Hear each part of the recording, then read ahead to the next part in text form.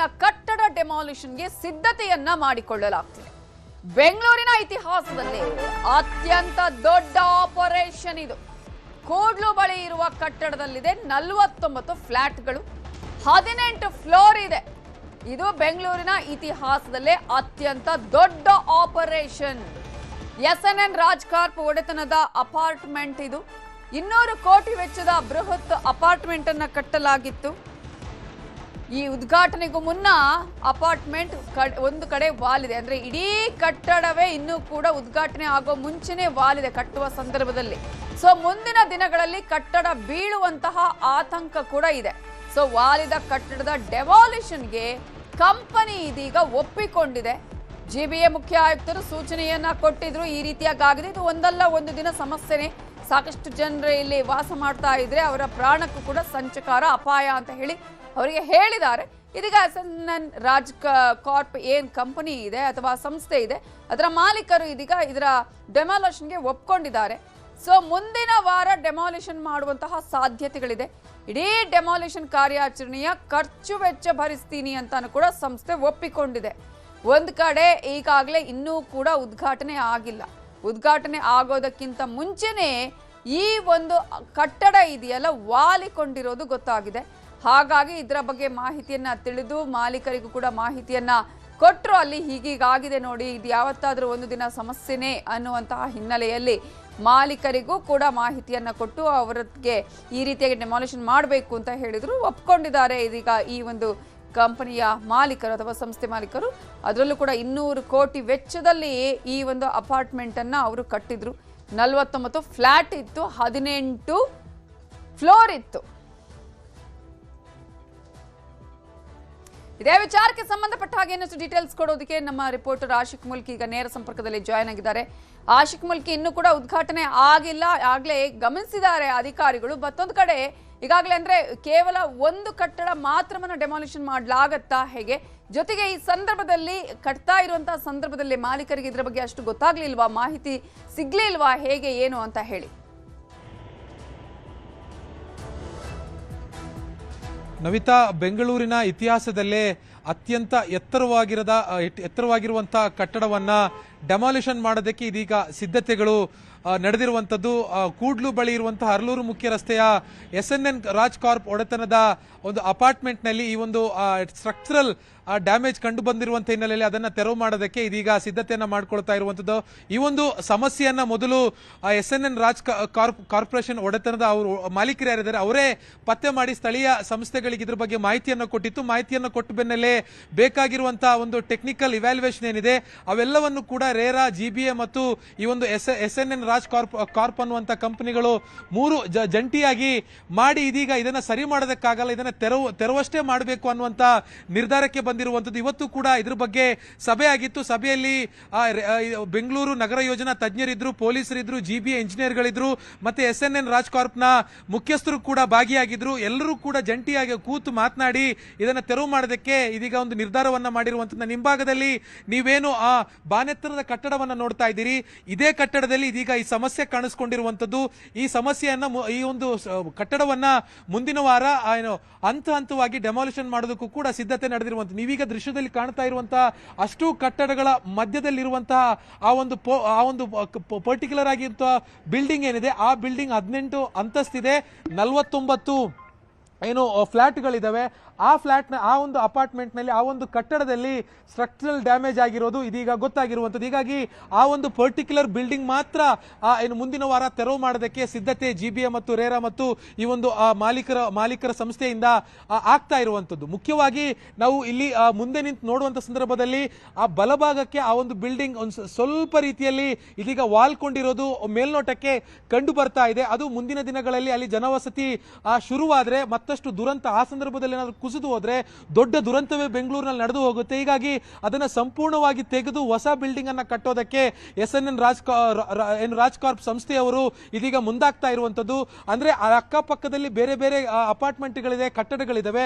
ಒಂದೊಮ್ಮೆ ಅದು ಏಕಾಏಕಿ ಕುಸಿದ್ರೆ ಕೇವಲ ಆ ಬಿಲ್ಡಿಂಗ್ ಮಾತ್ರ ಅಲ್ಲ, ಅಕ್ಕಪಕ್ಕದಲ್ಲಿರುವಂತಹ ಸುಮಾರು 900ಕ್ಕೂ ಅಧಿಕ ಸಂಖ್ಯೆಯಲ್ಲಿರುವಂತಹ ಮನೆಗಳೇನಿದಾವೆ ಅದಕ್ಕೆಲ್ಲದಕ್ಕೂ ಕೂಡ ಹಾನಿಯಾಗುವಂತಹ ಭೀತಿ ಇದೆ. ಸೊ ಹೀಗಾಗಿ ಆರಂಭದಲ್ಲೇ ಇದನ್ನ ಬೇರೆಯವರು ಬೇರೆಯವರಿಗೆ ಹ್ಯಾಂಡ್ ಓವರ್ ಮಾಡೋದಕ್ಕೆ ಅಥವಾ ಇದಕ್ಕೆ ಕಸ್ಟಮರ್ಗೆ ಖರೀದಿದಾರರು ಬರುವಂತ ಮುಂಚೆನೆ ಇದನ್ನ ತೆರವು ಮಾಡಿ ಹೊಸ ಬಿಲ್ಡಿಂಗ್ ಅನ್ನ ಕಟ್ಟೋದಕ್ಕೆ ಇದೀಗ ತೀರ್ಮಾನ ಆಗಿರುವಂತದ್ದು. ಬರೋಬ್ಬರಿ 200 ಕೋಟಿ ರೂಪಾಯಿ ವೆಚ್ಚದಲ್ಲಿ ಕಳೆದ 1.5 ವರ್ಷದಿಂದ ಈ ಒಂದು ಬಿಲ್ಡಿಂಗ್ ಅನ್ನ ಇಲ್ಲಿ ನಿರ್ಮಾಣ ಮಾಡಿದ್ದಾರೆ.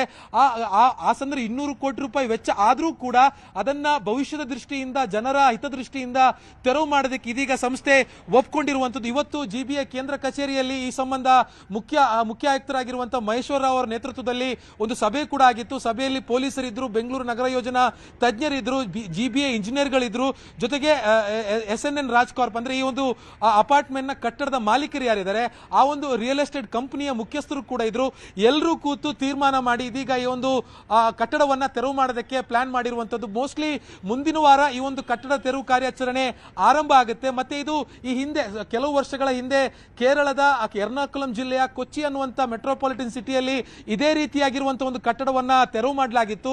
ಆ ರೀತಿಯಲ್ಲಿ ಅಂದ್ರೆ ಇದನ್ನ ಬ್ಲಾಸ್ಟ್ ಮಾಡಿ ತೆಗೆಯೋದಿಲ್ಲ, ಅಂದ್ರೆ ಡೈಮಂಡ್ ಕಟ್ ಮಾಡಿ ಆ ರೀತಿಯಲ್ಲಿ ಇದನ್ನ ಕಟ್ ಮಾಡಿ ತೆಗೆಯೋದಕ್ಕೆ ಕೂಡ ಈಗಾಗಲೇ ರೂಪುರೇಷೆಯನ್ನು ಕೂಡ ಸಿದ್ಧತೆ ಮಾಡಿಕೊಂಡಿರುವಂತದ್ದು. ನವಿತಾ, ಆಶಿಕ್, ಈಗ ಇದರ ಮಾಲೀಕರು ಯಾರು? SNN ಕಾರ್ಪ್ ಸಂಸ್ಥೆಯ ಮಾಲೀಕರು ಯಾರು? ಜೊತೆಗೆ ಈ ಒಂದು ಕಟ್ಟಡ ಏನಿದೆ, ಬರೀ ಪರ್ಟಿಕ್ಯುಲರ್ ಆಗಿ ಈ ಒಂದು ಸ್ಟ್ರಕ್ಚರಲ್ ಏನು ಸಮಸ್ಯೆ ಆಗಿದೆ ಅದನ್ನು ಮಾತ್ರ ತೆರವುಗೊಳಿಸುವಂತ ಸಂದರ್ಭದಲ್ಲಿ ಇತರೆ ಕಟ್ಟಡಗಳಿಗೆ ಅದು ಯಾವುದೇ ಲಿಂಕ್ ಇಲ್ವಾ? ಇತರೆ ಬಿಲ್ಡಿಂಗ್ಗಳಿಗೆ ಅದು ಯಾವುದೇ ರೀತಿಯಂತ ಸಮಸ್ಯೆ ಆಗುವಂತಹ ಚಾನ್ಸಸ್ ಇಲ್ವಾ ಅನ್ನೋದು ಒಂದು ಕಡೆ ಆದ್ರೆ, ಪ್ರಮುಖವಾಗಿ ಈಗಾಗಲೇ ಇಂಜಿನಿಯರ್ ಕೂಡ ಇರ್ತಾರೆ, ಒಂದ್ ಕಡೆ ಒಂದಕ್ಕೊಂದು ಲಿಂಕ್ ಇರುವಂತಹ ಸಾಧ್ಯತೆಗಳು ಕೂಡ ಕಾಣಿಸ್ತಾ ಇದೆ.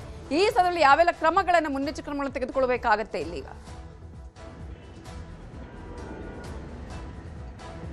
ಖಂಡಿತ ನವಿತಾ, ಅಂದ್ರೆ ಏಕಾಏಕಿಯಾಗಿ ಒಂದು 18 ಅಂತಸ್ತಿನ ಇಷ್ಟೊಂದು ಎತ್ತರದ ಹೈರೇಜ್ ಬಿಲ್ಡಿಂಗ್ ಅನ್ನ ತೆರವು ಮಾಡೋದಕ್ಕೆ ಸಾಧ್ಯ ಆಗಿಲ್ಲ. ಯಾಕೆ ಅಂತಂದ್ರೆ ಅಲ್ಲಿ ಈ ಒಂದು ಕಟ್ಟಡವನ್ನ ಹೊರತುಪಡಿಸಿ 900ಕ್ಕೂ ಅಧಿಕ ಮನೆಗಳಿರುವಂತಹ ಸುಮಾರು 8 ರಿಂದ 9 ವಿಂಗ್ಸ್ ಅಂದ್ರೆ 9 ಬ್ಲಾಕ್ ಇರುವಂತ ಮತ್ತೆ ಇತರ ಅಷ್ಟೇ ಎತ್ತರದ ಕಟ್ಟಡಗಳು ಕೂಡ ಇದಾವೆ. ಅದಕ್ಕೆ ಧಕ್ಕೆ ಆಗದ ರೀತಿಯಲ್ಲಿ, ಅದಕ್ಕೆ ಡ್ಯಾಮೇಜ್ ಆಗದೇ ಇರುವಂತ ರೀತಿಯಲ್ಲಿ ಈ ಕಾರ್ಯಾಚರಣೆಯನ್ನ ಮಾಡಬೇಕು. ಸೊ ಈ ಕಾರ್ಯಾಚರಣೆಯನ್ನ ಬಹಳ ಶಿಸ್ತುಬದ್ಧವಾಗಿ ಮಾಡೋದಕ್ಕೆ ನಾವು ಬೇರೆ ಏನು ಇದರ ತಂತ್ರಜ್ಞರು ಮತ್ತೆ ಈ ರೀತಿಯ ಈ ಒಂದು ಕೆಲಸ ಕಾರ್ಯವನ್ನ ಮಾಡುವಂತ ದೊಡ್ಡ ಕಂಪನಿಗಳನ್ನ ಈಗಾಗಲೇ ಸಂಪರ್ಕವನ್ನ ಮಾಡಿದ್ದೀವಿ ಅನ್ನುವಂತ ಒಂದು ಮಾಹಿತಿಯನ್ನು ಕೂಡ SNN ರಾಜ್ ಕಾರ್ಪ್ ನ ಏನು ಮುಖ್ಯಸ್ಥರಾಗಿರುವಂತ ಅನೂಜ್ ಅವರು ನ್ಯೂಸ್ 18ಗೆ ಮಾಹಿತಿಯನ್ನು ಕೂಡ ಕೊಟ್ಟಿದ್ದಾರೆ. ಅಂದ್ರೆ ಹಂತವಾಗಿ ಮಾಡ್ತೀವಿ, ಏಕಾಏಕಿಯಾಗಿ ಒಂದು ಕಟ್ಟಡವನ್ನ ಡೆಮಾಲಿಷನ್ ಮಾಡೋದಕ್ಕೆ ಸಾಧ್ಯ ಇಲ್ಲ ಅನ್ನುವಂತ ಒಂದು ವಾಸ್ತವ ಸ್ಥಿತಿ ನಮಗೂ ಕೂಡ ಗೊತ್ತಿದೆ. ಸೊ ಹೀಗಾಗಿ ಇದರ ಅಕ್ಕಪಕ್ಕದಲ್ಲಿರುವಂತಹ ಕಟ್ಟಡಗಳೇನಿದೆ ಅದಕ್ಕೆ ಡ್ಯಾಮೇಜ್ ಆಗದೇ ಇರುವಂತ ರೀತಿಯಲ್ಲಿ, ಮತ್ತೆ ಈಗ ಕಟ್ಟಿರುವಂತ ಬಿಲ್ಡಿಂಗ್ ನ ಆ ಒಂದು ಫೌಂಡೇಶನ್ ಸಮೇತವಾಗಿ ಯಾವ ರೀತಿಯಾಗಿ ನಾವು ಡೆಮಾಲಿಷನ್ ಮಾಡಿ ಅಲ್ಲಿಂದ ತೆರವು ಮಾಡಬಹುದು ಅನ್ನುವಂಥದ್ರ ಬಗ್ಗೆ ಇದೀಗ ಚರ್ಚೆಗಳು ಕೂಡ ನಡೀತಾ ಇರುವಂತದ್ದು. ಇದು ಕೇವಲ SNN ರಾಜ್ ಕಾರ್ಪ್ ಅವರ ಜವಾಬ್ದಾರಿ ಮಾತ್ರ ಅಲ್ಲ, ಅಂದ್ರೆ ಗ್ರೇಟರ್ ಬೆಂಗಳೂರು ಪ್ರಾಧಿಕಾರ ಮತ್ತು ರಿಯಲ್ ಎಸ್ಟೇಟ್ ಅಥಾರಿಟಿ ರೇರಾ ಏನಿದೆ ಈ ಎಲ್ಲ ಆ ಅಧಿಕಾರಿಗಳ ಸಮ್ಮುಖದಲ್ಲಿ ನಡಿಬೇಕಾಗಿರುವಂತಹ ಒಂದು ಕಾರ್ಯಾಚರಣೆ. ಹೀಗಾಗಿ ಇಲ್ಲಿರುವಂತಹ ತಜ್ಞರು ಮತ್ತೆ ಇಂಜಿನಿಯರ್ಗಳು, ಇದಕ್ಕೆ ಸಂಬಂಧಪಟ್ಟ ಮುಖ್ಯಸ್ಥರು, ಅಧಿಕಾರಿಗಳೆಲ್ಲರೂ ಕೂಡ ಇದನ್ನ ಯಾವ ರೀತಿಯಾಗಿ ಸುರಕ್ಷಿತವಾಗಿ ಇಲ್ಲಿಂದ ಈ ಒಂದು ತೆರವು ಕಾರ್ಯಾಚರಣೆಯನ್ನು ಮುಗಿಸಬಹುದು ಅನ್ನುವಂಥದ್ರ ಬಗ್ಗೆ ಈಗ ರೂಪುರೇಷೆಯನ್ನ ಮಾಡ್ತಾ ಇರುವಂತದ್ದು. ಮತ್ತೆ ನಾನು ಈಗಾಗಲೇ ಹೇಳಿದ ಹಾಗೆ ಕೆಲವು ವರ್ಷಗಳ ಹಿಂದೆ ಕೇರಳದಲ್ಲಿ ಎರ್ನಾಕುಲಂ ಜಿಲ್ಲೆಯಲ್ಲಿ ಕೊಚ್ಚಿಯಲ್ಲೂ ಕೂಡ ಇದೇ ರೀತಿಯಾಗಿರುವಂತಹ ಒಂದು ಸ್ಟ್ರಕ್ಚರಲ್ ಡ್ಯಾಮೇಜ್ ಒಂದು ಕಟ್ಟಡಕ್ಕೆ ಬಂದಿತ್ತು. ಸುಮಾರು 13 ಅಂತಸ್ತಿನ ಕಟ್ಟಡ ಅದು. ಆ ಕಟ್ಟಡದಲ್ಲೂ ಕೂಡ ಇದೇ ರೀತಿಯಾಗಿರುವಂತಹ ಫೌಂಡೇಶನ್ ನಿಂದ ಮೇಲೆ ಕೇಳುವಂತ ಸಂದರ್ಭದಲ್ಲಿ ಲಿಂಡಲ್ಗಳಲ್ಲಿ ಒಂದು ಸ್ವಲ್ಪ ಏನೋ ಒಂದು ಬದಿಗೆ ಅದು ವಾಲ್ಕೊಂಡಿತ್ತು. ಹೀಗಾಗಿ ಅದನ್ನ ಸಂಪೂರ್ಣವಾಗಿ ತೆರವು ಮಾಡಿತ್ತು. ವಿಪರ್ಯಾಸ ಏನು ಅಂತಂದ್ರೆ ಇದರಲ್ಲಿ ಯಾವುದೇ ರೀತಿಯಾಗಿರುವಂತಹ ಜನವಸತಿ ಬಿಲ್ಡಿಂಗ್ ಅಲ್ಲ ಇದು, ಆದ್ರೆ ಕೇರಳದಲ್ಲಿ ಆದಂತದ್ದು ಜನ ಅಲ್ಲಿ ವಾಸ ಮಾಡ್ತಾ ಇದ್ರು. ಆ ಸಂದರ್ಭದಲ್ಲಿ ಅದನ್ನ ಬಹಳ ಸುರಕ್ಷಿತವಾಗಿ ತೆರವು ಮಾಡೋದಕ್ಕೆ ಸಾಧ್ಯ ಆಗಿದೆ. ಹೀಗಾಗಿ ಈಗ ಏನು ಜನರಿಲ್ಲ, ಸೊ ಹೀಗಾಗಿ ನಾವು ಸುರಕ್ಷಿತವಾಗಿ ಈ ಒಂದು ಕಾರ್ಯಾಚರಣೆಯನ್ನ ಮುಗಿಸೋಕ್ಕಾಗುತ್ತೆ ಸ್ಥಳೀಯ ಸಂಸ್ಥೆಗಳ ಒಂದು ಭರವಸೆಯಿಂದ ಅನ್ನುವಂತ ಒಂದು ವಿಶ್ವಾಸವನ್ನು ಕೂಡ SNN ರಾಜ್ ಕಾರ್ಪೊರೇಷನ್ ಕಂಪನಿಯವರು ತಿಳಿಸ್ತಾ ಇರುವಂತದ್ದು. ನವಿತಾ, ಆಶಿಕ್, ಈಗ ನೀವು ಹೇಳಿದ್ರೆ ಒಂದು 9 ವಿಂಗ್ಗಳು ಇದೆ ಅಂತ ಹೇಳಿ, ಅಲ್ಲಿ ಏನಾದ್ರು ಜನವಸತಿ ಇದೆಯಾ ಅಥವಾ ಇಡೀ ಒಂದು ಕಂಪ್ಲೀಟ್ ಆಗಿ ಬೇರೆ ಬೇರೆ ವಿಂಗ್ಗಳೇನಿದೆ ಅದರಲ್ಲೂ ಕೂಡ ಇನ್ನೂ ಕೂಡ ಉದ್ಘಾಟನೆ ಆಗಿಲ್ವಾ?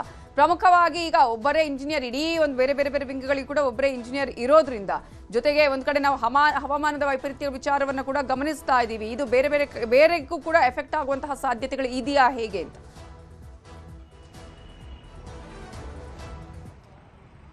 ನವಿತಾ, ನನ್ನ ಹಿಂಭಾಗದಲ್ಲಿ ನೀವೇನು ನೋಡ್ತಾ ಇದ್ದೀರಿ ಆ ಬಿಲ್ಡಿಂಗು, ಸೊ ಆ ಬಿಲ್ಡಿಂಗ್ ನ ಸುತ್ತಮುತ್ತಲಿರುವಂತಹ ಅಷ್ಟು ಆ ಕಟ್ಟಡಗಳಲ್ಲಿ ಈಗಾಗಲೇ ಜನರು ವಾಸ ಮಾಡ್ತಾ ಇದ್ದಾರೆ. SNN ಕಾರ್ಪೊರೇಷನ್ ಏನು ರಾಜ್ ಕಾರ್ಪ್ ಅನ್ನುವಂತ ಈ ಒಂದು ರಿಯಲ್ ಎಸ್ಟೇಟ್ ಕಂಪನಿಯ ರೀತಿಯಲ್ಲೇ ಬೇರೆ ಬೇರೆ ಕಂಪನಿಗಳಲ್ಲಿ ಸುತ್ತಮುತ್ತ ಅಪಾರ್ಟ್ಮೆಂಟ್ ಗಳನ್ನ ನಿರ್ಮಾಣ ಮಾಡ್ಕೊಂಡಿದ್ದಾರೆ. ಅವೆಲ್ಲವೂ ಕೂಡ ಆಕ್ಯುಪೈಡ್ ಆಗಿದೆ. ಇದರ ಮಧ್ಯದ ಒಂದು ಪೋರ್ಷನ್ ಏನಿದೆ 4 ವಿಂಗ್, ಆ ವಿಂಗ್ ಅನ್ನು ಇದೀಗ ಹೊಸದಾಗಿ SNN ಕಾರ್ಪ್ ಈ ಒಂದು ಸಂಸ್ಥೆ ನಿರ್ಮಾಣ ಮಾಡ್ತಾ ಇರುವಂತದ್ದು. ಆ ಒಂದು 4 ವಿಂಗ್ ಗಳಲ್ಲಿ ಮಾತ್ರ ಇದೀಗ ವಸತಿ ಅಂದ್ರೆ ಜನರು ವಾಸ ಮಾಡೋದಕ್ಕೆ ಶುರುವಾಗಿಲ್ಲ. ಆಕ್ಯುಪೇಷನ್ ಇನ್ನೂ ಕೂಡ ಆಗಿಲ್ಲ. ಅದು ಇನ್ನೂ ಕೂಡ ನಿರ್ಮಾಣ ಬಹುತೇಕ ಮುಕ್ತಾಯದ ಹಂತಕ್ಕೆ ಬಂದಿರುವಂತದ್ದು. ಇನ್ನು ಮುಂದಿನ ವರ್ಷದಿಂದ ಅದಕ್ಕೆ ಆಕ್ಯುಪೆನ್ಸಿ ಮಾಡೋದಕ್ಕೂ ಕೂಡ ಈ ಒಂದು ಸಂಸ್ಥೆ ಲೆಕ್ಕಾಚಾರವನ್ನು ಹಾಕೊಂಡಿತ್ತು. ಆದ್ರೆ ಈಗ ಈ ಸಮಸ್ಯೆ ಕಾಣಿಸ್ಕೊಂಡಿರುವಂತಹ ಹಿನ್ನೆಲೆಯಲ್ಲಿ ಅದನ್ನ ಸಂಪೂರ್ಣವಾಗಿ ದುರಸ್ತಿ ಮಾಡಿ ಹೊಸ ಬಿಲ್ಡಿಂಗ್ ಕಟ್ಟೋವರೆಗೂ ಕೂಡ ಯಾವುದೇ ರೀತಿಯಾಗಿರುವಂತಹ ಏನು ಜನರನ್ನ ಅಲ್ಲಿ ವಾಸ ಮಾಡೋದಕ್ಕೂ ಕೂಡ ಅವಕಾಶವನ್ನ ಕೊಡುವಂತ ಸಾಧ್ಯತೆಗಳು ತೀರಾ ಕಡಿಮೆ. Navita, okay, thank you Ashik Milki ಡೀಟೇಲ್ಸ್ಗೆ.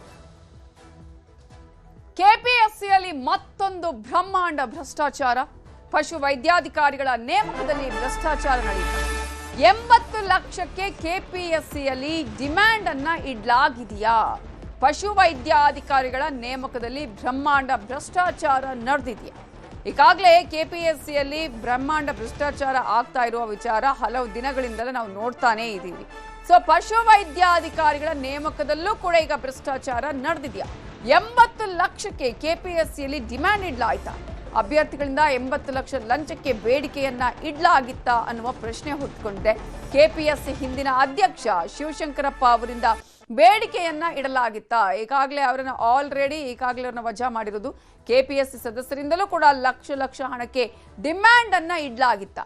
Sting operation ಮಾಡಿದ್ದಾರೆ ವಿದ್ಯಾರ್ಥಿಗಳು, ಹಣಕ್ಕೆ ಬೇಡಿಕೆ ಇಟ್ಟಿದ್ದಾರೆ ಎನ್ನಲಾದ ಆಡಿಯೋವನ್ನ ಹೋರಾಟಗಾರ ಕಾಂತರಾಜ್ ರಿಲೀಸ್ ಮಾಡಿದ್ದಾರೆ. ಅಭ್ಯರ್ಥಿಯ ಜೊತೆ ಕೆಪಿಎಸ್ಸಿ ಬ್ರೋಕರ್ ಮಾತಾಡಿದ್ದಾರೆ ಎನ್ನಲಾದ ಆಡಿಯೋ ಕೂಡ ಅವರು ಬಿಡುಗಡೆ ಮಾಡಿದ್ದಾರೆ. ಅಲ್ಲಿ ಸಂತೋಷ ಇದೆ, ನಿಮ್ದು ನನ್ನ ಹತ್ರ ಚೆಕ್ ಇದೆ, ಅದನ್ನ ಓದ್ಬಿಟ್ರಿ. ಇಲ್ಲ ಸರ್, ನಾನು ನಿನ್ನೆ ನಂಬರ್ ಸರ್. ಹಂಗಿರೋದಿಲ್ಲ, ಅದು ಏನಕತಿ ನಮ್ಗ ನಮ್ಮ ಮೇಲೆ ವಿಶ್ವಾಸ ಇತ್ತಂದ್ರೆ ಮಾತ್ರ ಮಾಡಕ್ ಸಾಧ್ಯತೆ ಅನ್ನೋರು. ಯಾಕಂದ್ರೆ ಇದು ರಿಸ್ಕ್ ತಗೋದಿದೆ. ನೀವ್ ಏನಾರ ಹೆಚ್ಚು ಕಮ್ಮಿ ಮಾಡಿದ್ರೆ ನಾವೆಲ್ಲ ನಮ್ಮ ಜೀವನ ಪರ್ಯಂತ ನಿಮ್ ಹೆಸರು ಹೇಳ್ಕೊಂಡು ಒಳಗಿರ್ಬೇಕಾಗತ್ತೆ. ಇಲ್ಲ ಸರ್, ಹಂಗ್ ಮಾಡ್ತೀನಿ. ಇಲ್ಲ, ನನಗೆ ಯಾಕೋ ಡೌಟ್ ಬರ್ತಾ ಇದೆ. ನಿಮ್ಗೆ ಇಂಟ್ರೆಸ್ಟ್ ಇತ್ತಂದ್ರೆ ಬನ್ರಿ, ಇಂಟ್ರೆಸ್ಟ್ ಇಲ್ಲ ಅಂದ್ರೆ ನಿಮ್ ಚೆಕ್ ಇದೆ, ನೀವು ಯಾರ್ ಕೈ ಕೊಡತ್ರಿ ಹೇಳ್ರಿ, ಅವ್ರ ಕೈ ಕೊಟ್ಟು ಕಳಿಸ್ತೀನಿ ನಾನು ನಿಮ್ ಊರಿಗೆ. ಇಲ್ಲ ಸರ್, ಅಮೌಂಟ್ ರೆಡಿ ಇದೆ ಸರ್. ಅಪ್ಪ ಇದ್ದಾರೆ, ಬೇಕಾದ್ರೆ ಮಾತಾಡಿ. ಅಮೌಂಟ್ ಪ್ರಶ್ನೆ ಬಂದಿಲ್ಲ. ನೀವು ಮಾತಾಡೋದು ನನಗೊಂಥರ ಯಾಕೋ ಡೌಟ್ ಅನಿಸ್ತಾ ಇದೆ.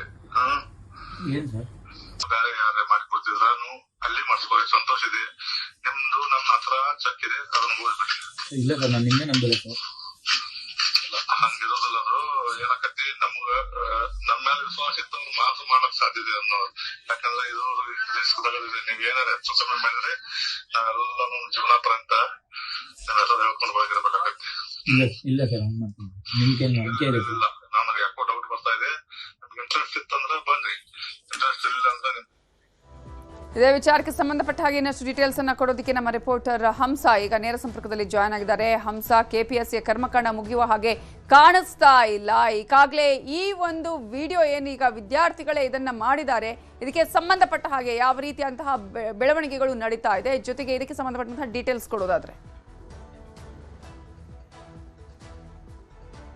ಖಂಡಿತವಾಗಿ ನಾವು ಹಿಂದೆನೂ ನೋಡ್ಬೋದು, ಕೆಪಿಎಸ್ಸಿಯಲ್ಲಿ ಹಗರಣಗಳು ತುಂಬಾನೇ ಆಗ್ತಿತ್ತು, ಅಕ್ರಮಗಳು ಕೂಡ ಆಗ್ತಿತ್ತು. ಸೊ ಈ ಬೆನ್ನಲ್ಲೇ ಈಗ ಮತ್ತೆ ಈ ಒಂದು ಅಕ್ರಮದ ಆರೋಪ ಕೇಳಿ ಬಂದಿರುವಂಥದ್ದು. ಸ್ವತಃ ವಿದ್ಯಾರ್ಥಿಗಳೇ ಈ ಒಂದು ಗೋಲ್ಮಾಲನ್ನ ಬಯಲಿಗೆ ಎಳೆದಿದ್ದಾರೆ ಅಂತ ಹೇಳ್ಬೋದು. ಯಾಕಂತ ಹೇಳಿದ್ರೆ ಜನವರಿ 8ರಂದು 400 ಹುದ್ದೆಗಳಿಗೆ ಅಂದ್ರೆ ಪಶುಸಂಗೋಪನಾ ಇಲಾಖೆಯ 400 ಹುದ್ದೆಗಳಿಗೆ ಪರೀಕ್ಷೆ ನಡೆದಿತ್ತು. ಇದಾದಂತಹ ಬಳಿಕ ಹುದ್ದೆಗಳಿಗೆ ನೇಮಕಾತಿ ಅಂದ್ರೆ ಎ ಗ್ರೇಡ್ನ ನೇಮಕಾತಿಗಳನ್ನ ಹುದ್ದೆಗಳಿಗೆ ನೇಮಕಾತಿ ನಡೆಸಬೇಕಾಗಿತ್ತು. ಸೊ ಇದರಲ್ಲಿ ಪ್ರತಿಯೊಂದು ಹುದ್ದೆಗೂ ಕೂಡ ಹಣವನ್ನ ನೀಡಿ ನೇಮಕಾತಿಯನ್ನ ಮಾಡ್ಕೊಳ್ತಿದ್ದಾರೆ ಅನ್ನುವಂತಹ ಗಂಭೀರ ಆರೋಪವನ್ನ ಈಗ ಮಾಡ್ತಿರುವಂಥದ್ದು. ಪ್ರಮುಖವಾಗಿ ಇಲ್ಲಿ ನೇರವಾಗಿ ಅಧಿಕಾರಿಗಳು ಅಥವಾ ಸದಸ್ಯರು ಭಾಗಿಯಾಗಿಲ್ಲ. ಅದರ ಬದಲಾಗಿ ಮಧ್ಯವರ್ತಿಗಳ ಮೂಲಕ ಹಣವನ್ನ ಬೇಡಿಕೆ ಇಟ್ಟಿದ್ದಾರೆ ಅನ್ನುವಂಥದ್ದನ್ನ ಈಗ ಇವ್ರು ಹೇಳ್ತಿರುವಂಥದ್ದು. ಸೊ ಆಡಿಯೋದಲ್ಲೂ ಕೂಡ ಅದೇ ಇರುವಂಥದ್ದು. ಸೊ ಮಧ್ಯವರ್ತಿಗಳ ಜೊತೆ ಮಾತನಾಡಿ ಮಾತನಾಡಿ ಅವರು ಈ ಒಂದು ಹಣ ನೀಡುವಂಥದ್ರ ಬಗ್ಗೆ ಎಷ್ಟು ಹಣ ಬೇಕು, ಯಾವ ಹುದ್ದೆ ಏನು ಅನ್ನೋದ್ರ ಬಗ್ಗೆ ಎಲ್ಲವೂ ಕೂಡ ಸಂಪೂರ್ಣವಾಗಿ ಡಿಸ್ಕಸ್ ಮಾಡ್ತಾರೆ. ಹಾಗೆಯೇ ಆ 2-3 ಅಕೌಂಟ್ಗೆ, ಒಂದು ಮಧ್ಯವರ್ತಿ ಅಕೌಂಟ್ಗೆ ಕೂಡ ಆ ಹಣವನ್ನು ಕೂಡ ಈಗಾಗಲೇ ಟ್ರಾನ್ಸಾಕ್ಷನ್ ಮಾಡಲಾಗಿದೆ. ಸೊ ಇದೇ ಪ್ರೂಫನ್ನು ಇಟ್ಕೊಂಡು ಇವತ್ತು ವಿದ್ಯಾರ್ಥಿ ಸಂಘಟನೆಯಿಂದ ವಿಧಾನಸೌಧ ಪೊಲೀಸ್ ಠಾಣೆಗೆ ಈಗ ದೂರನ್ನು ಕೂಡ ನೀಡಲಾಗಿರುವಂಥದ್ದು. ಸೊ ಇದರ ಬಗ್ಗೆ ಹೆಚ್ಚಿನ ಒಂದು ಗಂಭೀರವಾಗಿ ಈ ಒಂದು ಪ್ರಕರಣವನ್ನು ಗಂಭೀರವಾಗಿ ಪರಿಗಣಿಸಬೇಕು ಅನ್ನುವಂಥದ್ದು ಒತ್ತಾಯ ಕೂಡ ವಿದ್ಯಾರ್ಥಿಗಳದಾಗಿದೆ. ಜೊತೆಗೆ ಈಗಾಗಲೇ ನೇಮಕಾತಿ ನಡೀತಿದೆ, ಆ ಒಂದು ನೇಮಕಾತಿಯನ್ನ ತಕ್ಷಣವೇ ನಿಲ್ಲಿಸಬೇಕು. ಯಾಕಂತ ಹೇಳಿದ್ರೆ ಇದರಲ್ಲಿ ಫೇರ್ ಆಗಿ ಯಾವುದು ನೇಮಕಾತಿಗಳು ನಡೀತಿಲ್ಲ.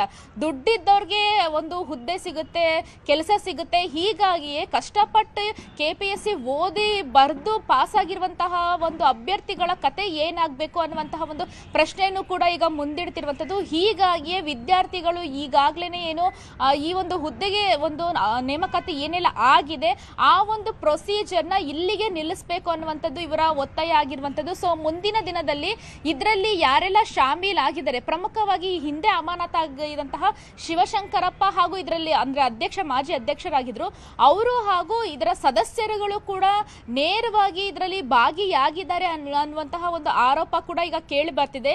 ಸೊ ಇದ್ರ ಬಗ್ಗೆನೂ ಕೂಡ ತನಿಖೆ ಆಗಬೇಕು ಅನ್ನುವಂತಹ ನಿಟ್ಟಿನಲ್ಲಿ ಈಗ ವಿದ್ಯಾರ್ಥಿಗಳು ಮುಂದಾಗಿರುವಂತದ್ದು. ನವಿತಾ, ಥ್ಯಾಂಕ್ ಯು ಹಂಸ ಡೀಟೇಲ್ಸ್ಗೆ. ಬಿಜೆಪಿ ನಾಯಕರ ಮೇಲೆ ಮೊಟ್ಟೆ ಎಸೆತಕ್ಕೆ ತೀವ್ರ ಆಕ್ರೋಶವನ್ನು ವ್ಯಕ್ತಪಡಿಸಿ ಶಿವಮೊಗ್ಗದಲ್ಲಿ ಜಿಲ್ಲಾ ಬಿಜೆಪಿಯಿಂದ ಪ್ರತಿಭಟನೆ ಹಮ್ಮಿಕೊಳ್ಳಲಾಗಿತ್ತು. ಕಾಂಗ್ರೆಸ್ ಜಿಲ್ಲಾ ಕಚೇರಿಗೆ ಮುತ್ತಿಗೆಗೆ ಪ್ರಯತ್ನವನ್ನ ಮಾಡಿದ್ದಾರೆ. ಬಿಜೆಪಿ ನಾಯಕರ ಮೇಲೆ ನಿನ್ನೆ ನಡೆದಂತಹ ಮೊಟ್ಟೆ ಎಸೆತಕ್ಕೆ ಆಕ್ರೋಶವನ್ನು ವ್ಯಕ್ತಪಡಿಸಿ ಶಿವಮೊಗ್ಗದಲ್ಲಿ ಜಿಲ್ಲಾ ಬಿಜೆಪಿ ಪ್ರತಿಭಟನೆಯನ್ನ ಮಾಡಿದೆ. ಮೊಟ್ಟೆ ಕಲ್ಲು ಎಸೆದು ಬಿಜೆಪಿಗರು ತಮ್ಮ ಆಕ್ರೋಶವನ್ನು ಹೊರಹಾಕಿದ್ದಾರೆ. ಪೆಟ್ರೋಲ್ ಬಾಟಲ್ಗಳನ್ನು ತಂದಿದ್ರು ಬಿಜೆಪಿಗರು. ಪೆಟ್ರೋಲ್ ಬಾಟಲ್ ಅನ್ನ ಆ ಸಂದರ್ಭದಲ್ಲಿ ಪೊಲೀಸರು ವಶಪಡಿಸಿಕೊಂಡಿದ್ದಾರೆ. ಕಾಂಗ್ರೆಸ್ ಕಚೇರಿಯ ಅಕ್ಕಪಕ್ಕದ ಅಂಗಡಿ ಮುಂಗಟ್ಟುಗಳನ್ನು ಕೂಡ ಬಂದ್ ಮಾಡಿಸಿದ್ರು ಪೊಲೀಸರು. ಯಾವುದೇ ಅಹಿತಕರ ಘಟನೆ ಆಗದ ಹಾಗೆ ಎಲ್ಲ ಕ್ರಮಗಳನ್ನ ಕೈಗೊಂಡಿದ್ದಾರೆ. ಪೆಟ್ರೋಲ್ ಬಾಟಲ್ ಅನ್ನ ಹಿಡ್ಕೊಂಡು ಬಂದಿದ್ರು, ಜೊತೆಗೆ ಮೊಟ್ಟೆಯನ್ನ ಹಿಡ್ಕೊಂಡು ಬಂದಿದ್ರು. ಇದು ಸೇಡಿಗೆ ಸೇಡು ಅಂತ ಹೇಳ್ತೀವಲ್ಲ, ಆ ರೀತಿಗೆ ಮುಯಿಗೆ ಮುಯಿ ಅನ್ನುವ ರೀತಿಯಾಗಿ ಆಯ್ತಾ ನಿನ್ನೆ, ಆ ರೀತಿಯಾಗಿ ಇಲ್ಲೇ ಆಯಿತು ಬೆಂಗಳೂರಲ್ಲಿ. ಸೊ ಅದಕ್ಕೆ ಪರ್ಯಾಯವಾಗಿ ಇವತ್ತು ನಾವು ಮಾಡ್ತೀವಿ ಅನ್ನುವಂತಹ ರೀತಿಯಾಗಿ ಬಿಜೆಪಿ ಕಾರ್ಯಕರ್ತರು ಇವತ್ತು ಆಕ್ರೋಶವನ್ನ ಹೊರ ಹಾಕಿರೋದು. ಮೊಟ್ಟೆ ಕಲ್ಲೆಸೆದು ಬಿಜೆಪಿಗರು ತೀವ್ರ ಆಕ್ರೋಶವನ್ನ ತಮ್ಮ ಹೊರ ಹಾಕಿದ್ದಾರೆ. ಆಕ್ರೋಶವನ್ನ ಪೆಟ್ರೋಲ್ ಬಾಟಲ್ಗಳನ್ನ ಬಿಜೆಪಿಗರು ತಂದಿದ್ರು. ಪೆಟ್ರೋಲ್ ಬಾಟಲ್ ಅನ್ನ ಸಂದರ್ಭದಲ್ಲಿ ಪೊಲೀಸರು ವಶಪಡಿಸಿಕೊಂಡಿದ್ದಾರೆ. ಇಮಿಡಿಯೇಟ್ ಆಗಿ ಕಾಂಗ್ರೆಸ್ ಕಚೇರಿ ಅಕ್ಕಪಕ್ಕದ ಅಂಗಡಿ ಮುಂಗಟ್ಟುಗಳನ್ನ ಕೂಡ ಪೊಲೀಸರು ಅಲ್ಲಿ ಬಂದ್ ಮಾಡಿಸಿದ್ದಾರೆ. ಮುನ್ನೆಚ್ಚರಿಕಾ ಕ್ರಮಗಳನ್ನ ತೆಗೆದುಕೊಂಡಿದ್ದಾರೆ. ಆದ್ರೆ ಬಿಜೆಪಿಯ ಕಾರ್ಯಕರ್ತರು ಮಾಡಿರುವಂತಹ ಈ ಒಂದು ವಿಚಾರ ನೋಡಿ, ಅವರು ಕೂಡ ಅಷ್ಟೇ ಮೊಟ್ಟೆ ಕಲ್ಲನ್ನ ಎಸೆದು ತಮ್ಮ ಆಕ್ರೋಶವನ್ನ ವ್ಯಕ್ತಪಡಿಸಿರುವಂತದ್ದು. ಏನೇ ಆಗಲಿ ನಿನ್ನೆ ಏನು ಮಾಡಿದ್ರು ಕಾಂಗ್ರೆಸ್ ಕಾರ್ಯಕರ್ತರದಲ್ಲೂ ಕೂಡ ಪುಣ್ಯೇಶ್ ಅನ್ನುವಂತಹದ್ದು, ಆತನನ್ನ ಈಗ ಬಂಧಿಸಿ ವಿಚಾರಣೆಗೆ ಒಳಪಡಿಸಲಾಗ್ತದೆ. ಸೇರಿದಂತೆ 9 ಮಂದಿಯನ್ನು ಬಂಧಿಸಿ ವಿಚಾರಣೆ ಮಾಡಲಾಗ್ತದೆ. ಆದ್ರೆ ಇವರು ಕೂಡ ಸೇಮ್ ದಾರಿಯನ್ನೇ ಇಲ್ಲಿ ತುಳಿದಿರುವಂಥದ್ದು. ಮೊಟ್ಟೆ ಎಸೆದು ಕಲ್ಲನ್ನ ತೂರಾಟ ಮಾಡಿ ಅಲ್ಲಿ ತಮ್ಮ ಆಕ್ರೋಶವನ್ನ ಹೊರ ಹಾಕಿರುವ ದೃಶ್ಯಗಳನ್ನ ನೀವು ಗಮನಿಸ್ತಾ ಇದ್ದೀರಾ. ಪೆಟ್ರೋಲ್ ಬಾಟಲ್ಗಳನ್ನ ಕೂಡ ತಂದಿದ್ರು. ಮತ್ತೊಂದು ಅನಾಹುತ ಆಗ್ತಾ ಇತ್ತು ಇಲ್ಲಿ. ಪೊಲೀಸರು ಯಾವುದೇ ರೀತಿಯಾಗಿ ಕ್ರಮ ಕೈಗೊಳ್ಳದಿದ್ರೆ ಪೊಲೀಸರು ಇಮಿಡಿಯೇಟ್ ಆಗಿ ಬಿಜೆಪಿಗರ ಬಳಿದಂತಹ ಪೆಟ್ರೋಲ್ ಬಾಟಲ್ಗಳನ್ನ ವಶಪಡಿಸಿಕೊಂಡಿದ್ದಾರೆ. ಇದೇ ವಿಚಾರಕ್ಕೆ ಸಂಬಂಧಪಟ್ಟಾಗ ಇನ್ನಷ್ಟು ಡೀಟೇಲ್ಸ್ ಅನ್ನ ಕೊಡೋದಕ್ಕೆ ನಮ್ಮ ರಿಪೋರ್ಟರ್ ವಿನಯ್ ಫೋನ್ ಸಂಪರ್ಕದಲ್ಲಿ ಜಾಯ್ನ್ ಆಗಿದ್ದಾರೆ. ವಿನಯ್, ನಿನ್ನೆ ಮೊಟ್ಟೆ ಎಸೆದ್ರು ಅಂತ ಹೇಳಿ ಇವತ್ತು ಇವರೇ ತಾವು ಕೂಡ ಅಂತಹದ್ದೇ ರೀತಿಯಲ್ಲಿ ಮಾರ್ಗಗಳನ್ನು ಹುಡುಕಿಕೊಂಡಿದ್ದಾರೆ. ಸೊ ಅಲ್ಲಿ ಈಗ ಯಾವ ರೀತಿಯಾದಂತಹ ಬೆಳವಣಿಗೆಗಳು ನಡೀತಾ ಇದೆ, ಈಗ ಪೊಲೀಸರು ಯಾರ್ಯಾರನ್ನ ವಶಕ್ಕೆ ಪಡ್ಕೊಂಡಿದ್ದಾರೆ, ಜೊತೆಗೆ ಈಗ ಮೊಟ್ಟೆ ಎಸೆಯೋದು ಕಲ್ಲೆಸೆಯುವಂತಹ ವಿಚಾರಕ್ಕೆ ಸಂಬಂಧಪಟ್ಟಂತೆ ಏನಾದರೂ ಕೇಸ್ ಆಗಿದೆಯಾ? ನವಿತಾ, ಏನು ಶಿವಮೊಗ್ಗದಲ್ಲಿ ಕಾಂಗ್ರೆಸ್ ಹಾಗೂ ಬಿಜೆಪಿಯಿಂದ ಹೈ ಡ್ರಾಮಾವೇ ಸೃಷ್ಟಿಯಾಗಿದೆ ಅಂತ ಹೇಳಬಹುದು. ಯಾಕಂದ್ರೆ ಬೆಳಗ್ಗೆ ಏನು ಕಾಂಗ್ರೆಸ್ ಮತ್ತು ಬಿಜೆಪಿ ಪ್ರತ್ಯೇಕವಾಗಿ ಪ್ರತಿಭಟನೆಯನ್ನ ಮಾಡ್ತಾ ಇದ್ರು. ಪ್ರತಿಭಟನೆಯಲ್ಲಿ ಕಾಂಗ್ರೆಸ್ ನಾಯಕರು ಏನಿರ್ತಾರೆ ಅವರು ಪ್ರತಿಭಟನೆ ಮುಗಿಸ್ಕೊಂಡು ನಂತರ 1 ಕಿಲೋಮೀಟರ್ ದೂರ ಇರುವಂತಹ ಬಿಜೆಪಿ ಕಚೇರಿಗೆ ಮುತ್ತಿಗೆ ಹಾಕಲು ಯತ್ನ ಮಾಡ್ತಾರೆ. ಏಕಾಏಕಿ ಮುತ್ತಿಗೆ ಹಾಕಿದ ನಂತರ ಅಲ್ಲಿ ಇದ್ದಂತ ಪೊಲೀಸರು ಕೂಡ ತಳ್ಳಿ ಏನು ಮುಂದೆ ನುಗ್ಗಿ ಬಿಜೆಪಿ ಕಚೇರಿ ಒಳಗೆ ಕೂಡ ಹೋಗ್ತಾರೆ. ಅದೇ ವೇಳೆಗೆ ಅಲ್ಲಿದ್ದಂತ ಪೊಲೀಸ್ ವಾಹನದ ಮೇಲೂ ಕೂಡ ಕಾಂಗ್ರೆಸ್ಸಿಗರು ಮೊದಲು ಏನು ಹತ್ತಿ ಬಾವುಟವನ್ನ ಹಾರಿಸೋದಾಗಿರ್ಬೋದು, ಘೋಷಣೆ ಕೂಗೋದು, ಇದನ್ನೆಲ್ಲ ಮಾಡ್ತಾರೆ. ಇದಾದ ಬಳಿಕ ಅಲ್ಲಿ ಏನು ಬಿಜೆಪಿಯ ಕಾರ್ಯಕರ್ತರು ಕೂಡ ಜಮಾವಣೆಗೊಳ್ತಾರೆ. ಜಮಾವಣೆಗೊಂಡ ತಕ್ಷಣ ನಂತರ ಅವರು ಒಂದು ಏನು ಮೀಟಿಂಗ್ ಅನ್ನ ಮಾಡಿ ಅಲ್ಲೇ ಒಂದಿಷ್ಟು ಪ್ರತಿಭಟನೆಯನ್ನ ಮಾಡ್ತಾರೆ, ರಸ್ತೆ ತಡೆಯನ್ನ ಮಾಡ್ತಾರೆ. ಅದಾದ ಬಳಿಕ ಹಂತ ಹಂತವಾಗಿ ಅಂದ್ರೆ ಒಂದೇ ಹಂತವಾಗಿ ಪ್ರತಿಭಟನೆ ಇಳಿಯೋಲ್ಲ. ಬಿಜೆಪಿ ಕಾರ್ಯಕರ್ತರು ಏನ್ ಮಾಡ್ತಾರೆ, ನಂತರ ಕಾಂಗ್ರೆಸ್ ಏನು ಕಚೇರಿ ಇದೆ, ಕಚೇರಿಗೆ ಹಂತ ಹಂತವಾಗಿ ಮುತ್ತಿಗೆ ಹಾಕಲು ಕೂಡ ಪ್ರಯತ್ನವನ್ನ ಮಾಡ್ತಾರೆ. ಬದಲಿಗೆ ಬಂದಂತಹ ಏನು ಕಾರ್ಯಕರ್ತರು ಇದ್ದಾರೆ, ಒಂದು 25 ಜನರ ಗುಂಪು ಏನಿರುತ್ತೆ, ಆ ಗುಂಪು ಏಕಾಏಕಿ ಪೊಲೀಸರ ಬ್ಯಾರಿಗೇಟ್ ಅನ್ನ ತಳ್ಳಿ ಮುಂದೆ ಹೋಗಿ ಕಾಂಗ್ರೆಸ್ ಕಚೇರಿಗೆ ಮುನ್ನುಗ್ತಾರೆ. ಅದ್ರ ಜೊತೆಗೆ ಅಲ್ಲಿದ್ದ ಅವರು ಮೊದಲೇ ಯೋಜನೆ ಮಾಡಿ ತಂದುಕೊಟ್ಟಿದ್ದಂತಹ ಮೊಟ್ಟೆ ಆಗಿರ್ಬೋದು, ಕಲ್ಲಾಗಿರ್ಬೋದು, ಹಾಗೆ ಒಂದಿಷ್ಟು ಪೆಟ್ರೋಲ್ ಬಾಟಲಿಯನ್ನು ಕೂಡ ತಂದಿರ್ತಾರೆ.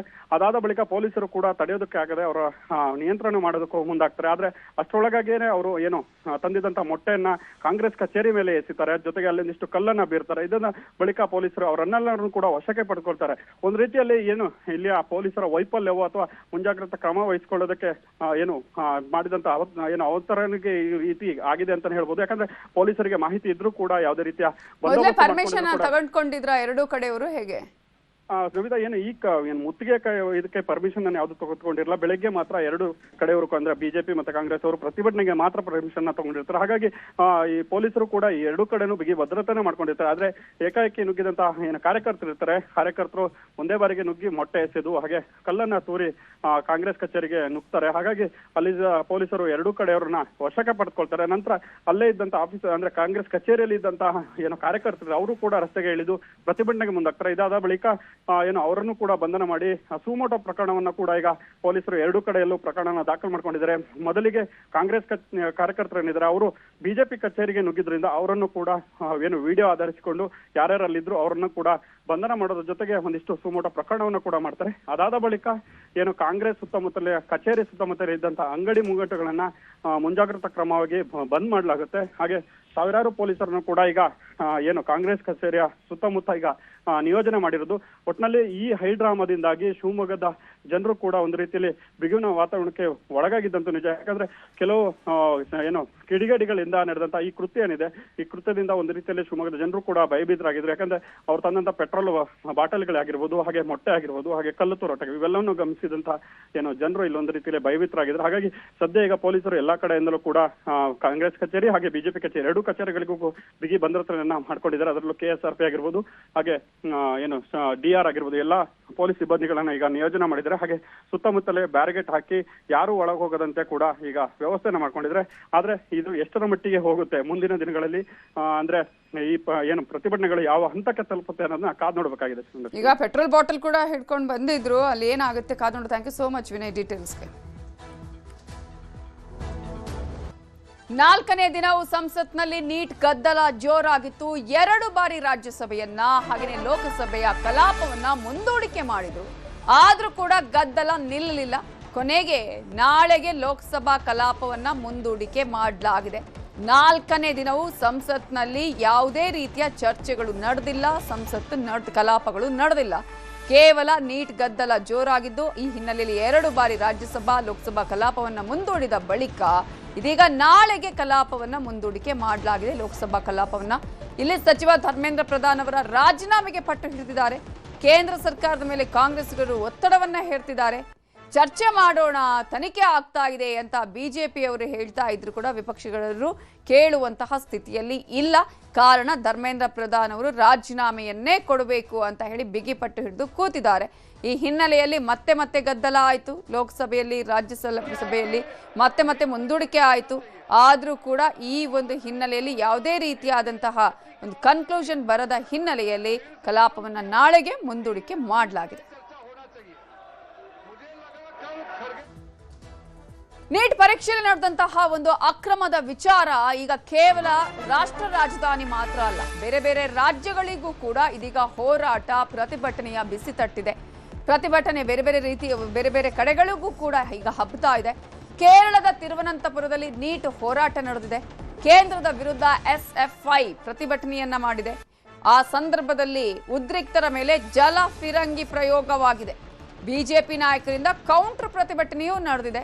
ಕೇರಳ ಬಿಜೆಪಿ ಅಧ್ಯಕ್ಷ ರಾಜೀವ್ ಚಂದ್ರಶೇಖರ್ ಇದರಲ್ಲಿ ಭಾಗಿಯಾಗಿದ್ದು, ಕಾಂಗ್ರೆಸ್ ಹಾಗೂ SFIನಿಂದ ರಾಜಕೀಯ ಅಂತ ಕಿಡಿಕಾರಿದ್ದಾರೆ. ಈಗ ಎಲ್ಲಾ ರಾಜ್ಯಗಳಲ್ಲೂ ಕೂಡ ಹೋರಾಟ ನಡೀತಾ ಇದೆ. ಬಹಳ ಜೋರಾಗಿ ಪ್ರತಿಭಟನೆ ನಡೀತಾ ಇದೆ. ಇಡೀ ದೇಶದಾದ್ಯಂತ ಈ ಒಂದು ಪ್ರತಿಭಟನೆಯ ಕಿಚ್ಚು ಹಚ್ಚಿದೆ. ಇಂತಹ ಸಂದರ್ಭದಲ್ಲಿ ಇದನ್ನ ಅಕ್ರಮವನ್ನ ವಿರೋಧಿಸಿ ಒಂದು ಹೋರಾಟ ಆದ್ರೆ, ಮತ್ತೊಂದು ಕಡೆ ಕೇಂದ್ರದ ವಿರುದ್ಧ SFI ಏನು ಹೋರಾಟವನ್ನ ಮಾಡ್ತು, ಅದರ ವಿರುದ್ಧವೇ ಬಿಜೆಪಿ ನಾಯಕರು ಕೂಡ ಕೌಂಟರ್ ಪ್ರತಿಭಟನೆಯನ್ನ ಮಾಡಿದ್ರು. ಕೇರಳ ಬಿಜೆಪಿ ಅಧ್ಯಕ್ಷ ರಾಜೀವ್ ಚಂದ್ರಶೇಖರ್ ಕೂಡ ಈ ಒಂದು ಹೋರಾಟದಲ್ಲಿ ಭಾಗಿಯಾಗಿದ್ರು. ರಾಜಕೀಯ ಮಾಡ್ತಾ ಇವೆ ಅಂತ ಹೇಳಿ ಆಕ್ರೋಶವನ್ನ ವ್ಯಕ್ತಪಡಿಸಿದ್ರು. ಈ ಸಂದರ್ಭದಲ್ಲಿ ಪ್ರತಿಭಟನಾಕಾರರ ಮೇಲೆ ಜಲಫಿರಂಗಿ ಪ್ರಯೋಗ ಕೂಡ ಅಲ್ಲಿ ಆಗಿದೆ. ದೃಶ್ಯಗಳಲ್ಲೂ ಕೂಡ ನೀವು ಗಮನಿಸ್ತಾ ಇದ್ದೀರಾ. ಈ ಕಿಚ್ಚು ಸದ್ಯಕ್ಕೆ ನಿಲ್ಲುವ ಲಕ್ಷಣಗಳಂತೂ ಕಾಣಿಸ್ತಾ ಇಲ್ಲ. ಬೇಡಿಕೆಗಳ ಈಡೇರಿಕೆಗೆ ಒತ್ತಾಯಿಸಿ ಈಗಾಗಲೇ ಹೋರಾಟ ನಡೀತಾ ಇದೆ. ಆ ಬೇಡಿಕೆಗಳು ಏನಂತ ಹೇಳಿದ್ರೆ, ಒಂದು ಧರ್ಮೇಂದ್ರ ಪ್ರಧಾನ್ ಅವರ ರಾಜೀನಾಮೆ, ಮತ್ತೊಂದು ಕಡೆ ಮಾತುಕತೆಗೆ ಬರಬೇಕು ಅಂತ ಹೇಳಿ ಯಾರು ತಪ್ಪಿತಸ್ಥರಿದ್ದಾರೋ ಅವರ ವಿರುದ್ಧ ಕ್ರಮ ಆಗಬೇಕು ಅನ್ನುವಂತಹ ವಿಚಾರ. ರಾಂಚಿಯಲ್ಲೂ ಕಾಂಗ್ರೆಸ್ನಿಂದ ನೀಟ್ ಹೋರಾಟ ನಡೀತಾ ಇದೆ. ಸಚಿವ ಪ್ರಧಾನ್ ರಾಜೀನಾಮೆಗೆ ಆಗ್ರಹಿಸಿ ಪ್ರತಿಭಟನೆಯನ್ನ ಕೈಗೊಳ್ಳಲಾಗಿದೆ. ಪೊಲೀಸರ ಜೊತೆ ಕಾರ್ಯಕರ್ತರು ವಾಗ್ವಾದವನ್ನ ಮಾಡಿದ್ದಾರೆ. ರಾಂಚಿಯಲ್ಲೂ ಕೂಡ ನೀಟ್ ಹೋರಾಟ, ಮತ್ತೊಂದು ಕಡೆ ಬಿಹಾರದ ದಾನಪುರದಲ್ಲೂ ದೊಡ್ಡ ಗಲಾಟೆಯಾಗಿದೆ. ತಮಿಳುನಾಡಿನ ಮಧುರೈನಲ್ಲೂ ಪ್ರತಿಭಟನೆಯನ್ನ ಮಾಡಲಾಗಿದೆ. ದೃಶ್ಯಗಳಲ್ಲಿ ನಿಮಗೆ ತೋರಿಸ್ತಾ ಇದ್ದೀವಿ. ರಾಂಚಿ, ಬಿಹಾರ, ತಮಿಳುನಾಡಿನ ಮಧುರೈ ಎಲ್ಲಾ ಕಡೆ ಕೂಡ ಈಗಾಗಲೇ ಪ್ರತಿಭಟನೆಯ ಕಿಚ್ಚು ಜೋರಾಗಿ ಹಬ್ಬಿದೆ. ಬಹಳ ಜೋರಾಗಿ ಪ್ರತಿಭಟನೆ ನಡೀತಾ ಇದೆ. ಇಡೀ ದೇಶದಾದ್ಯಂತ ಈ ಒಂದು ಪ್ರತಿಭಟನೆಯ ಕಿಚ್ಚು ಹಚ್ಚಿದೆ. ಇಂತಹ ಸಂದರ್ಭದಲ್ಲಿ ಇದನ್ನ ಅಕ್ರಮವನ್ನ ವಿರೋಧಿಸಿ ಒಂದು ಹೋರಾಟ ಆದ್ರೆ, ಮತ್ತೊಂದು ಕಡೆ ಕೇಂದ್ರದ ವಿರುದ್ಧ SFI ಏನು ಹೋರಾಟವನ್ನ ಮಾಡ್ತು ಅದರ ವಿರುದ್ಧವೇ ಬಿಜೆಪಿ ನಾಯಕರು ಕೂಡ ಕೌಂಟರ್ ಪ್ರತಿಭಟನೆಯನ್ನ ಮಾಡಿದ್ರು. ಕೇರಳ ಬಿಜೆಪಿ ಅಧ್ಯಕ್ಷ ರಾಜೀವ್ ಚಂದ್ರಶೇಖರ್ ಕೂಡ ಈ ಒಂದು ಹೋರಾಟದಲ್ಲಿ ಭಾಗಿಯಾಗಿದ್ರು. ರಾಜಕೀಯ ಮಾಡ್ತಾ ಇವೆ ಅಂತ ಹೇಳಿ ಆಕ್ರೋಶವನ್ನ ವ್ಯಕ್ತಪಡಿಸಿದ್ರು. ಈ ಸಂದರ್ಭದಲ್ಲಿ ಪ್ರತಿಭಟನಾಕಾರರ ಮೇಲೆ ಜಲಫಿರಂಗಿ ಪ್ರಯೋಗ ಕೂಡ ಅಲ್ಲಿ ಆಗಿದೆ. ದೃಶ್ಯಗಳಲ್ಲೂ ಕೂಡ ನೀವು ಗಮನಿಸ್ತಾ ಇದ್ದೀರಾ. ಈ ಕಿಚ್ಚು ಸದ್ಯಕ್ಕೆ ನಿಲ್ಲುವ ಲಕ್ಷಣಗಳಂತೂ ಕಾಣಿಸ್ತಾ ಇಲ್ಲ. ಬೇಡಿಕೆಗಳ ಈಡೇರಿಕೆಗೆ ಒತ್ತಾಯಿಸಿ ಈಗಾಗಲೇ ಹೋರಾಟ ನಡೀತಾ ಇದೆ. ಆ ಬೇಡಿಕೆಗಳು ಏನಂತ ಹೇಳಿದ್ರೆ, ಒಂದು ಧರ್ಮೇಂದ್ರ ಪ್ರಧಾನ್ ಅವರ ರಾಜೀನಾಮೆ, ಮತ್ತೊಂದು ಕಡೆ ಮಾತುಕತೆಗೆ ಬರಬೇಕು ಅಂತ ಹೇಳಿ ಯಾರು ತಪ್ಪಿತಸ್ಥರಿದ್ದಾರೋ ಅವರ ವಿರುದ್ಧ ಕ್ರಮ ಆಗಬೇಕು ಅನ್ನುವಂತಹ ವಿಚಾರ. ರಾಂಚಿಯಲ್ಲೂ ಕಾಂಗ್ರೆಸ್ನಿಂದ ನೀಟ್ ಹೋರಾಟ ನಡೀತಾ ಇದೆ. ಸಚಿವ ಪ್ರಧಾನ್ ರಾಜೀನಾಮೆಗೆ ಆಗ್ರಹಿಸಿ ಪ್ರತಿಭಟನೆಯನ್ನ ಕೈಗೊಳ್ಳಲಾಗಿದೆ. ಪೊಲೀಸರ ಜೊತೆ ಕಾರ್ಯಕರ್ತರು ವಾಗ್ವಾದವನ್ನ ಮಾಡಿದ್ದಾರೆ. ರಾಂಚಿಯಲ್ಲೂ ಕೂಡ ನೀಟ್ ಹೋರಾಟ, ಮತ್ತೊಂದು ಕಡೆ ಬಿಹಾರದ ದಾನಪುರದಲ್ಲೂ ದೊಡ್ಡ ಗಲಾಟೆಯಾಗಿದೆ. ತಮಿಳುನಾಡಿನ ಮಧುರೈನಲ್ಲೂ ಪ್ರತಿಭಟನೆಯನ್ನ ಮಾಡಲಾಗಿದೆ. ದೃಶ್ಯಗಳಲ್ಲಿ ನಿಮಗೆ ತೋರಿಸ್ತಾ ಇದ್ದೀವಿ. ರಾಂಚಿ, ಬಿಹಾರ, ತಮಿಳುನಾಡಿನ ಮಧುರೈ ಎಲ್ಲಾ ಕಡೆ ಕೂಡ ಈಗಾಗಲೇ ಪ್ರತಿಭಟನೆಯ ಕಿಚ್ಚು ಜೋರಾಗಿ ಹಬ್ಬಿದೆ. ನೀಟ್ ಪ್ರಶ್ನೆ ಪತ್ರಿಕೆ ಸೋರಿಕೆ ವಿರುದ್ಧ ಪ್ರಧಾನಿ ನರೇಂದ್ರ ಮೋದಿ ಸಮರ ಸಾರಿದ್ದಾರೆ.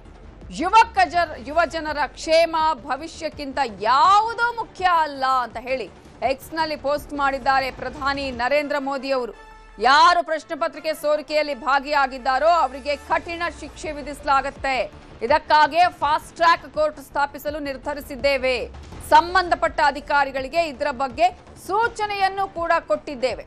ವಿದ್ಯಾರ್ಥಿಗಳ ಹಿತಾಸಕ್ತಿ ರಕ್ಷಿಸುವ ನಿಟ್ಟಿನಲ್ಲಿ ಕ್ರಮ ಆಗತ್ತೆ. ಯುವ ಜನತೆಯ ಭವಿಷ್ಯಕ್ಕೆ ಹಾನಿಯಾದರೆ ಸುಮ್ಮನೆ ಬಿಡಲ್ಲ ಅಂತ ಹೇಳಿ ನೀಟ್ ಪ್ರಶ್ನೆ ಪತ್ರಿಕೆ ಸೋರಿಕೆ ವಿರುದ್ಧ ಪ್ರಧಾನಿ ಸಮರವನ್ನ ಸಾರಿದ್ದಾರೆ. ಈಗಾಗಲೇ ಫಾಸ್ಟ್ ಟ್ರ್ಯಾಕ್ ಕೋರ್ಟ್ನ ಬಗ್ಗೆ ಕೂಡ ಅವರು ಮಾತಾಡಿದ್ದಾರೆ. ಆದ್ರೆ ಈಗಾಗಲೇ ಈ ಒಂದು ಹೋರಾಟ ಬೇರೆಯದ್ದೇ ಸ್ವರೂಪವನ್ನ ಪಡೆದುಕೊಳ್ತಾ ಇದೆ. ಸಂಸತ್ನಲ್ಲೂ ಕೂಡ ಈ ಒಂದು ಕಲಾಪ ಬಲಿ ತೆಗೆದುಕೊಳ್ತಾ ಇದೆ. ಸಂಸತ್ನಲ್ಲಿ ಕಲಾಪಗಳು ನಡೀತಾ ಇಲ್ಲ. ಮತ್ತೊಂದು ಕಡೆ ಈಗಾಗಲೇ ಇಡೀ ದೇಶದಾದ್ಯಂತ ಹೋರಾಟ ಬೇರೆಯದ್ದೇ ಸ್ವರೂಪವನ್ನ ಪಡೆದುಕೊಂಡಿದ್ದು. ಧರ್ಮೇಂದ್ರ ಪ್ರಧಾನ್ ಅವರ ರಾಜೀನಾಮೆ ಮುಖ್ಯವಾದಂತಹ ಒಂದು ವಿಚಾರ ಈಗ. ಹಾಗಾಗಿ ಅವರನ್ನೇ ಈಗ ಅವರು ರಾಜೀನಾಮೆ ಕೊಡದಿದ್ರೆ ಈ ಹೋರಾಟ ನಿಲ್ಲಲ್ಲ ಅಂತ ಹೇಳಿ ಪ್ರತಿಭಟನಾಕಾರರು ಹೇಳ್ತಾ ಇದ್ದಾರೆ. ಜೊತೆಗೆ ಈ ವಿಚಾರಕ್ಕೆ ಸಂಬಂಧಪಟ್ಟ ಹಾಗೆ ಪ್ರಧಾನಿ ನರೇಂದ್ರ ಮೋದಿ ಅವರು ಯಾರು ತಪ್ಪಿತಸ್ಥರಿದ್ದಾರೋ ಅವರ ವಿರುದ್ಧ ಕಠಿಣ ಕ್ರಮ ಆಗುತ್ತೆ, ಇಮಿಡಿಯೇಟ್ ಆಗಿ ಕ್ರಮ ಆಗುವಂತಹ ಪ್ರಯತ್ನಗಳಾಗುತ್ತೆ. ಆಲ್ರೆಡಿ CBI ತನಿಖೆ ಕೂಡ ಮಾಡ್ತಾ ಇದೆ. ಫಾಸ್ಟ್ ಟ್ರ್ಯಾಕ್ ಕೋರ್ಟ್ ಅನ್ನು ನಿರ್ಮಾಣ ಮಾಡುವಂತಹ ಒಂದು ವಿಚಾರವನ್ನ ಕೂಡ ಅವರು ಹೇಳಿದ್ದಾರೆ.